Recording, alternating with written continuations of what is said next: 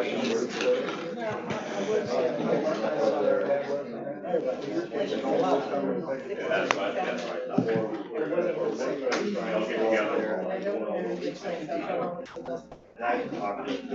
ain't gonna hear much report from that thing. Get out to get a coffee. I know, right? Highway, just, string it out there in the grass. Yeah, if you're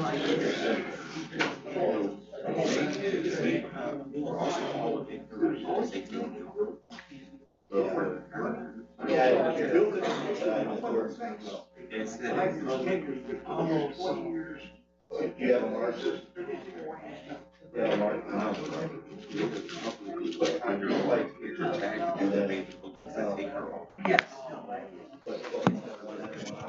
Well, folks, let's go ahead and get started. I think Mamie is coming straight away.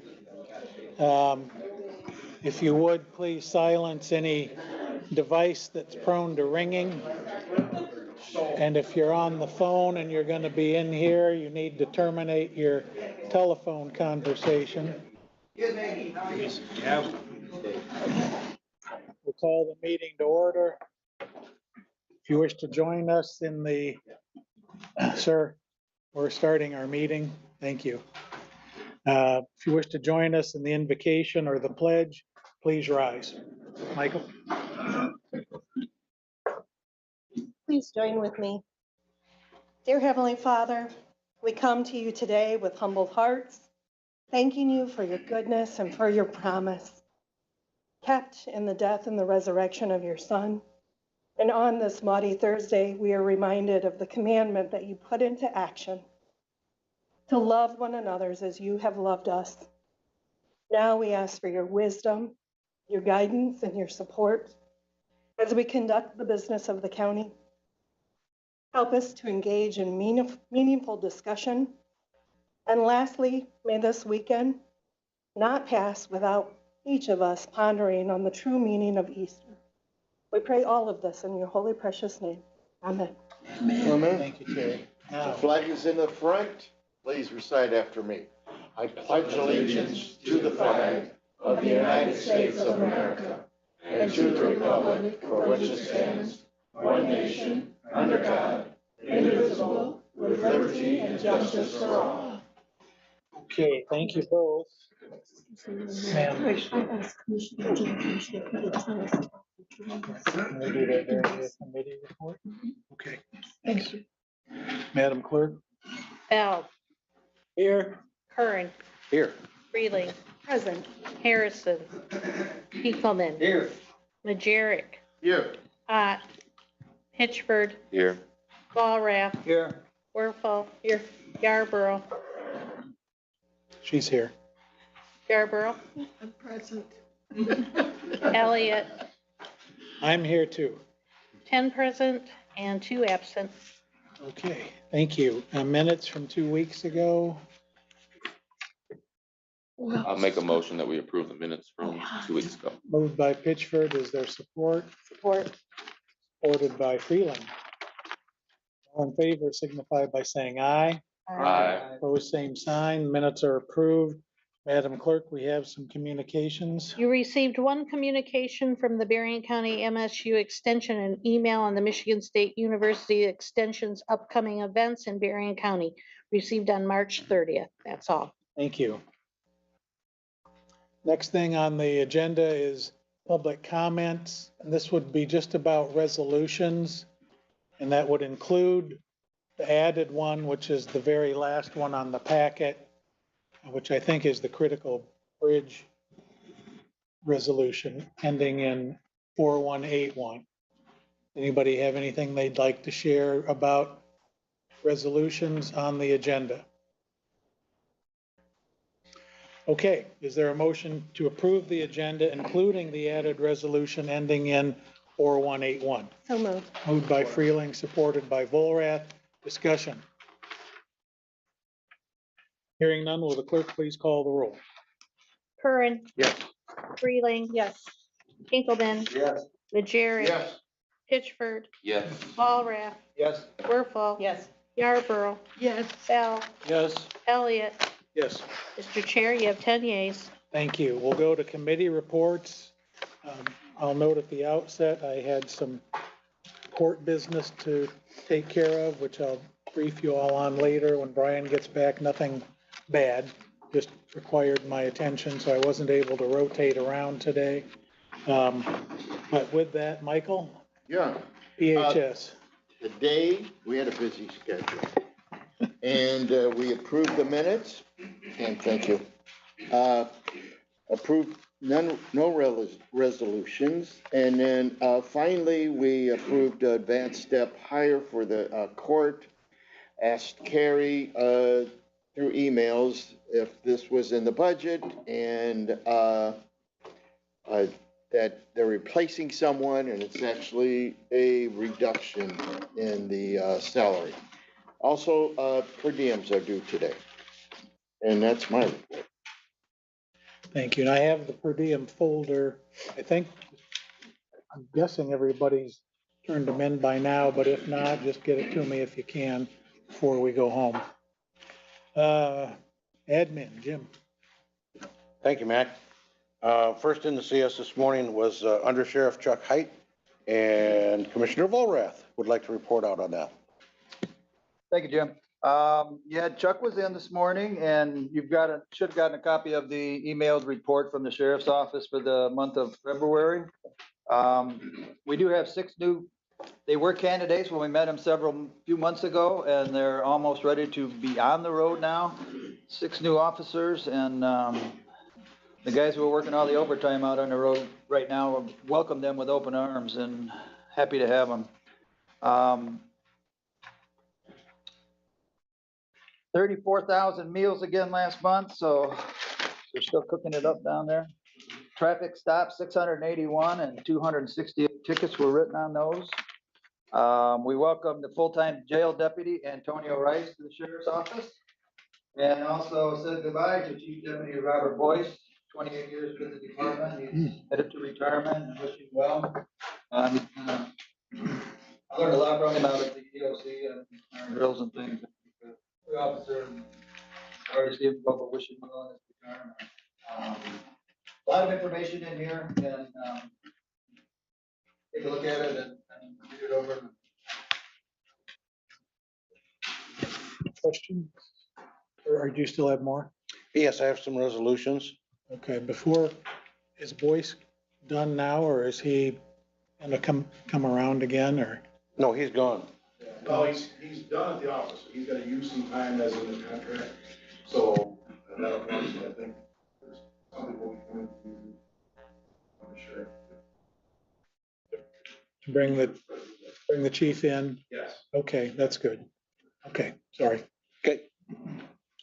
Also, as part of our business, we signed the sheriff's community foundation distribution form. It was for $200, and it's Rotary Club track meet advertising. That was for $200, so we signed that. We will have some resolutions for you the next time we get together. Resolution ending in 4178. This is to apply for a traffic safety grant. Michigan Safety Task Force project has been established to reduce the number of injuries and fatalities in traffic crashes due to alcohol impaired drivers, speeders, distracted drivers, and unbuckled motorists. So the sheriff's office is applying to the Office of Highway Safety Planning for a grant to cover overtime, wages and benefits for deputies during that time. Resolution ending in 4179. This authorizes the road department to contract with MDOT. This is for hot mix asphalt, cold milling and resurfacing, concrete joint and crack repair, curb and gutter and permanent pavement markings along East Napier Avenue from Plaza Drive to Crystal Avenue. And that's all the associated work for that stretch of road. It is in the amount of, MDOT will cover $690,488 of it. The road department, out of their budget, will fund the other 294,512. So we will have that resolution authorizing that contract with MDOT. Resolution ending in 4180. This is to receive reimbursement this is for one deputy. M. Coles has grant money available to them that they're reimbursing departments for officers that they're sending through the academies. And, you know, we just did one for the sheriff's department. I think there was 4 deputies for like 48,000. Well, this is for just one deputy, and it's for up to 4,000 for salary and $85 per night lodging. And this is for one deputy that's at Washington Community College. Resolution ending in 4181. This is to apply for critical bridge funding. And the road department has identified Lincoln Avenue Bridge over the Hickory Drain, Hinchman Road Bridge over the Hickory Creek Drain, Lakeside Road Bridge over the South Galeen River, and Bertrand Road Bridge over the St. Joseph River. So this is to apply for funding for those bridges. And then we have a resolution ending in 4185.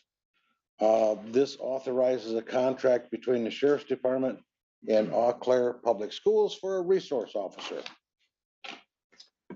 And that is our report. The one about the 4 bridges, I think that's our 4181 that we approved today. 4181, April 6th. You're right, we approved that today. Very good. Thank you. Okay. I thought it sounded familiar.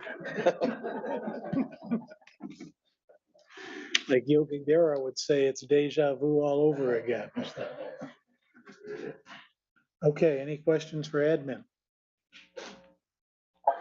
Madam Chair of Finance. Thank you. We met this morning and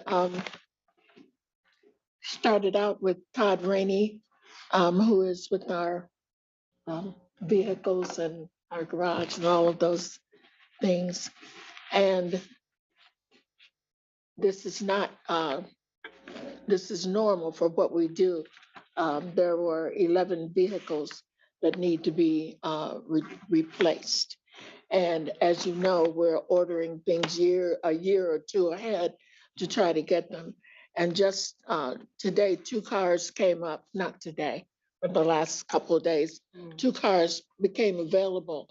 And it was said that we needed to go ahead and purchase them, or the dealership would give them to another community that had requested. These are Tahoes, the vehicles that are used for policemen and for our, police department. And so we were able to get those 2 vehicles, but we wanted to order for 2024. We wanted to order those, and so that hopefully at some point we'll start getting those. And the amount is estimated cost is $549,000. And we're talking about 11 vehicles. So he said, Rainey said it could happen. A dealer, this is my dealerships, is who we go through, because we found that through my dealership, a car may cost $34,000. And I wondered why our local dealers weren't bidding anymore or telling us they had cars, because they lose money on those my deals. They're normally about 50-something thousand from the dealership. Through Michigan, we're able to get them for about 34,000. And then in our garage with Todd Rainey is where they put all the equipment on, the lights and the words and the computers in, and that adds more to it. And probably brings it almost up to that amount. But we concurred and agreed, please go ahead and order the cars. And as they come in, we will be able to get them. Then the next on our agenda. And with the automotive fleet manager, Todd Rainey, but our financial services director, Doug James, was there, and our undersheriff, Chuck Heights, so they could talk, and if we had any questions between the three of them, they could let us know, what was going on. So I'm pleased that we said, go ahead and order, and they're gonna order 24 cars. 11 for Well, 24. why did I write this over here? I think it was what was originally said, but it was 11. Yeah, I had it here. I had 11. But then I see something, I wrote 24.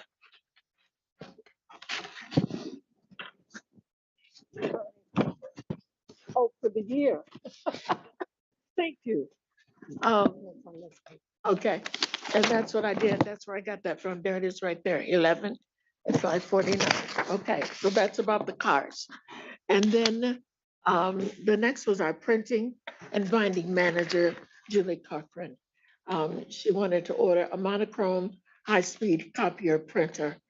She needs it.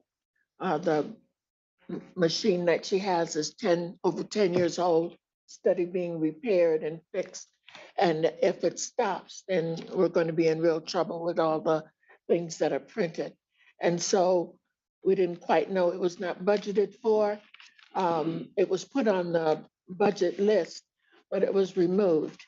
And we're going to work, the finance committee is requesting that from the contingency fund, the amount of $54,675 be taken.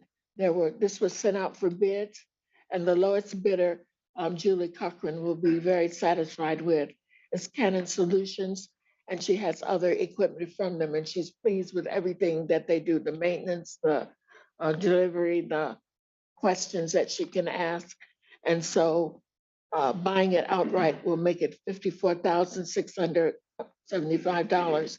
If we leased it, the cost would be $67,380. So she and Doug James again looked at this, studied it, and went over a lot of questions, and it is the best deal for us to do. And so the finance committee is recommending that this be ordered. Like many things, and that's what I wondered if it was, a back order or whatever, but no, they have it, and we need to go ahead and get it, and that's what we're recommending happens. Then we had a number of bids that went out, and one of them is very interesting. It's from the road department, and it's their request for tree removal training. And that way, some of our road department people will have the training, and our Commissioner Hinkleman talked about, he's been using chainsaws and removing trees, but he can value and understand how good to be trained and know what you're doing, or have a better idea will be. And so we agreed, and the amount of the bid was $5,200. And I don't know how many people will be trained, but that's going to happen. Then we had Doug James wanted to bring us up to date on where we were with our contingency. We normally keep a total reserve for contingency of $1 million. And here at April 6th, we're down now to $533,679. So there have been a number of things we've had to do from that, and he listed and showed us what that was. But from this contingency is where we are requesting that the printing machine comes from. Let me see if there's anything else. Oh, we accepted the minutes. We accepted the bills, the requisitions, and the road department bills are going to be paid.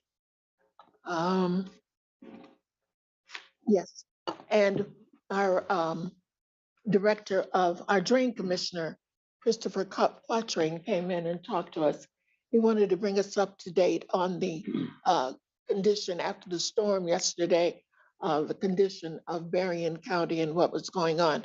So I would ask if you would come to us and give us a short, you say, tell us what is. Sure, you Yeah. must know me. Tell us what happened with the Yeah, we had Storm. again an extreme weather event that occurred. It appears to have occurred mainly in North County. Again, what we're hearing from the, yeah, particularly Colma, Hager area, the weather, it has, the weather people have continued to tell us that our new world is more rain, more intense, more often, and more localized. We see this down in Bridgman. Back, we had that 1,000-year rain event. We up here in North County, what we saw in some of the areas, anywhere from 2 inches in about 2 hours to 5 inches in about 3 hours. We've had some number of a lot of damage to the drain, a lot of high water. We've had some culvert crossing washouts that have occurred. Whole sections. This one, I think Larry, you were at the one where the date Branch and Derby, which is in our county drain. The neighbor was just losing his whole backyard. It was just completely washing out. I think they ended up closing the road up in that area too. Hager was over washing the road and stuff. You know, this event kind of reminds me of the 2017. It was lucky because the engineers were down. We were doing our project meeting, and all of a sudden the calls started coming in. Very early, we divided up and started to handle some of these issues. We have them back today. They're going out. We have about 30 ones we're looking at to see where we have failures that have occurred and kind of figure out what we're going to do on this. Did I cover everything that I should have on this?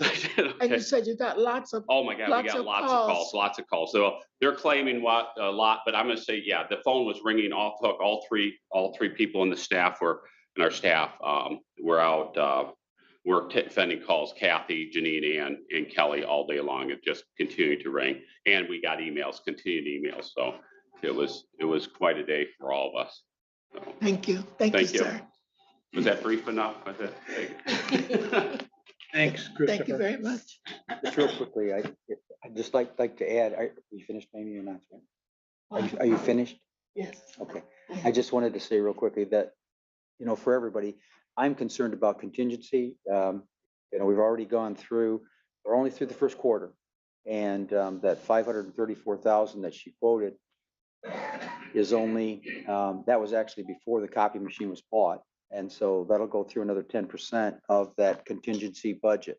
Yeah. And so barely through the first quarter, and interesting times as far as monies go and what things cost right now. And just, I want to make everybody aware. So as that you go through committee business, just know that contingency fund has been overwhelmed half now as far as what was put in there. And so things are tight, and I just want you to know that. So I'm concerned. Thank you, Thank you. thank you very much. Any- Thank you, I'm through. Any questions for finance? Okay, we'll go to commissioner reports. John? Just, I attended the investment review for, oh, sorry, thank you. It is. Attended the investment review last Thursday, I think after the meeting, and it just gave a general overview of what retirement and the healthcare looks like. And just know that 2022 was was a year that was really did poorly as far as the stock market goes. It was in the 15 to 20% negative range. I think there was only 1 year that was worse than that in the past. So you can imagine what the investment review looked like. We weren't out of character for it, but it was a tough year for that. So that was all. Thanks. The only two things I have to report on. One, I'm happy to report that they're starting the sidewalk project on Napier Avenue. We know with that being a heavy foot traffic as well as heavy vehicle traffic, that's a good thing to start on. And also on Monday, I have been talking with the city of St. Joe, and I brought Brian in on the conversation. We're going to be meeting to discuss parking at Silver Beach, along with Jill, our parks director, and city staff at the city of St. Joe. So I will have an update on that meeting next week. No report. Commissioner Volrath and I participated in the EOC cook drill. A lot of new faces. We have a different procedure that we go through now, but that's why we hold these exercises. We're gonna have two more before we actually have the evaluated exercise by FEMA. Overall, I think it went pretty well. I also attended the Historical Association meeting, and all the commissioners here are honorary members, so you should have gotten or will get an invitation here very shortly to their 48th birthday party, which will be on April the 30th, 2 p.m. at the courthouse in Berrien Springs. That's my report.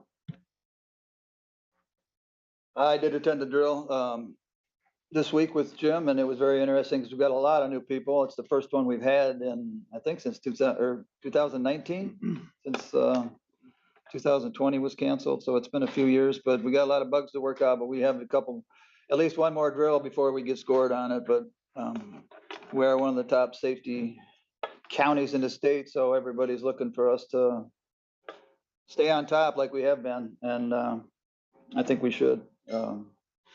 Also, last week at the MAC Judiciary and Public Safety meeting, we had a presentation by Brandon Lanyon, who's the Director of Legislative Affairs for PAM, which is the Prosecuting Attorneys Association of Michigan, and Doug Lloyd, who was there, who's part of our committee, and he gave a talk about the problems the prosecutors are having in the state because of all the money going into indigent defense, and all the counties aren't being able to keep up with the prosecutor's offices. All the money is taken to keep up with that.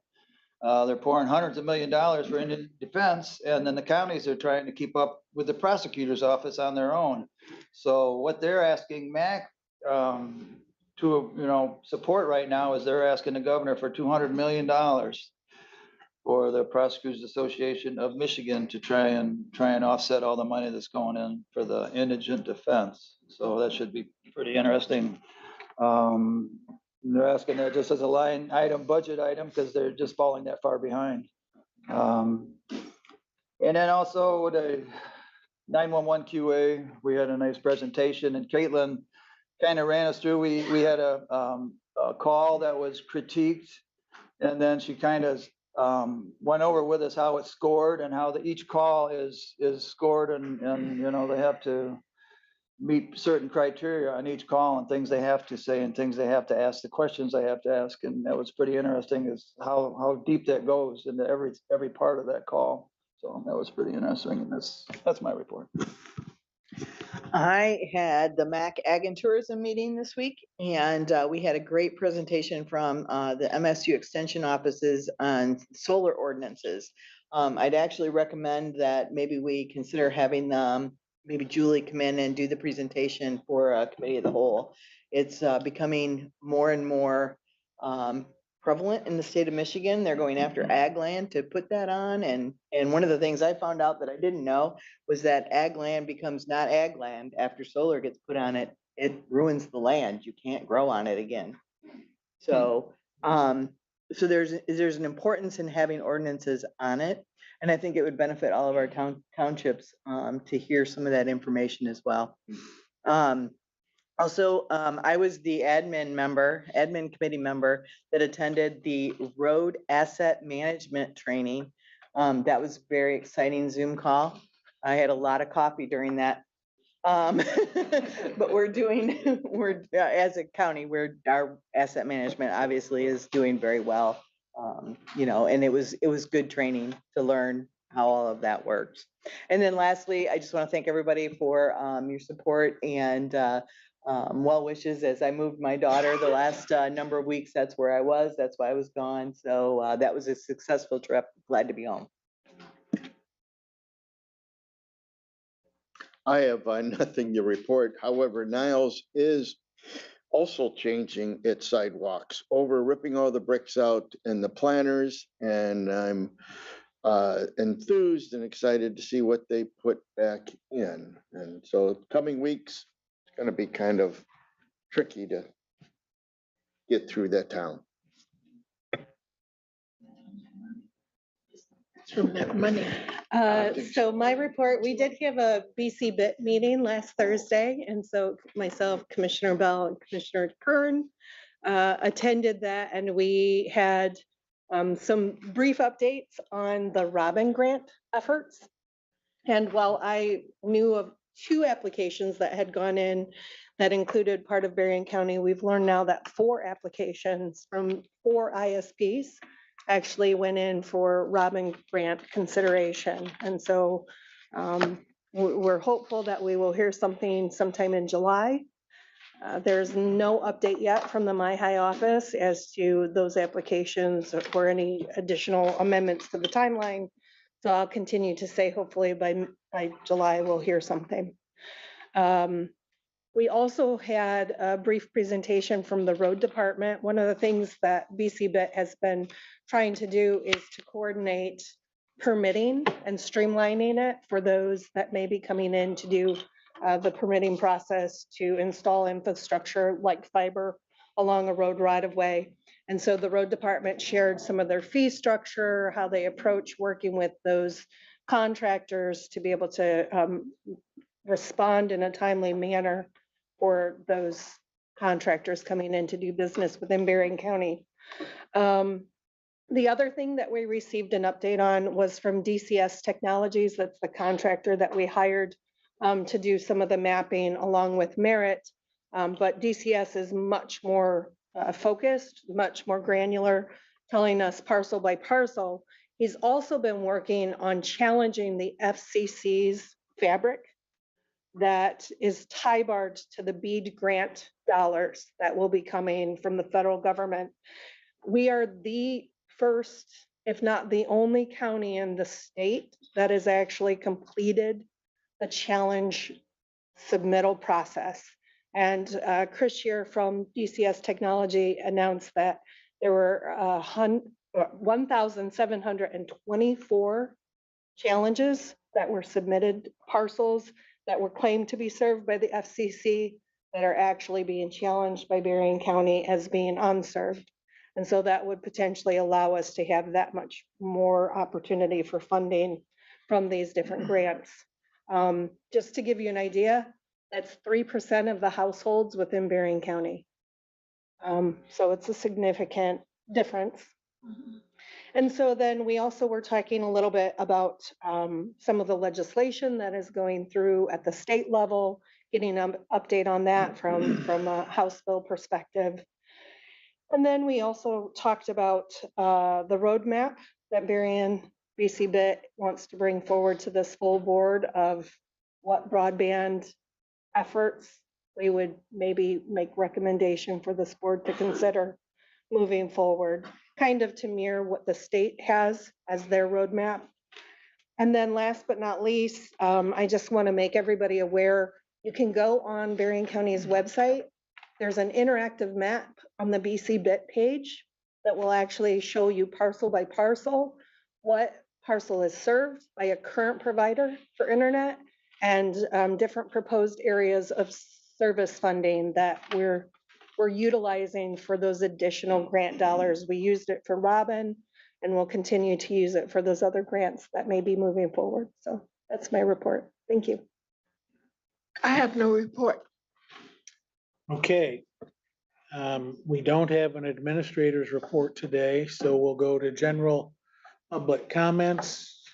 Anything under the sun in 2 minutes or less, name and town, name and town. Here comes the I like that. That's good. Elser Hager. I'm gonna complain about that fountain out there again. You know, this was my place. And I had people coming in here. I would be embarrassed to have somebody go over there and try to get some water out of that fountain. And with all the money you guys are spending, you get a plumber in there, turn up that pressure a little bit. Besides, that water sucks. Sorry to use that word.